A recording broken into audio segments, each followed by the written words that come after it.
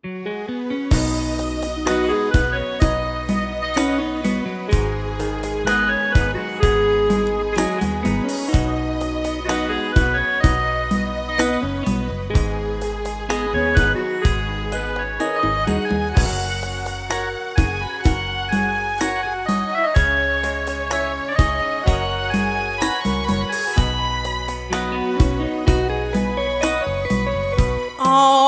នំសន្ទុក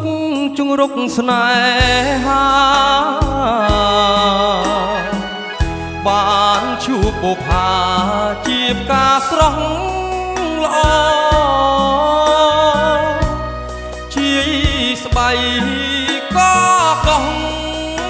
សម្រស់បវរទាំងភ្នែកទេសចរឲ្យលងស្នេហាស្វាយកាលសំណាក់ដែនដីសាក់សិទ្ធឲ្យជួបស្នេហ៍ពិតលងក្នុងអរាស9មង្គលយល់ចិត្តជីវ៉ាសូមអូនមេត្តាដាក់ទានស្នេហ៍ស្មោះស្រះខ្ចៅបែនជំរុំសុខសានជារមណីយដ្ឋានដែលខ្ញុំប្រាថ្នាគិរីវ័នអើយសូមអ្នកមេត្តាកុំឲ្យជីវ៉ាស្នេហ៍អ្នកដទៃភូមិក៏កង់សម្រស់បូផាបងសូមសច្ចាថាស្នេហ៍តែថ្លៃភូមិត្បូងក្រពើគឺជានិស័យបើបងក្បត់ស្រីសូមឲ្យមរណា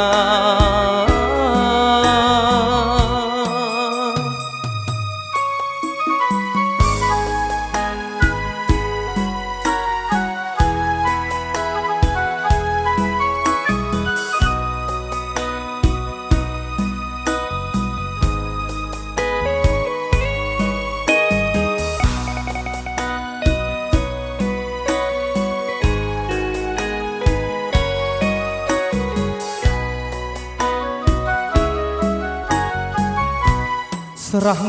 ខ្ចៅបែនជំរុំសុខសានជារមណីយដ្ឋានដែលខ្ញុំប្រាថ្នា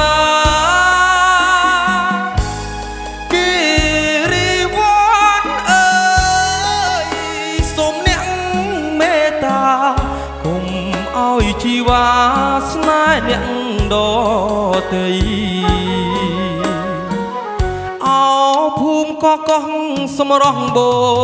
ផាប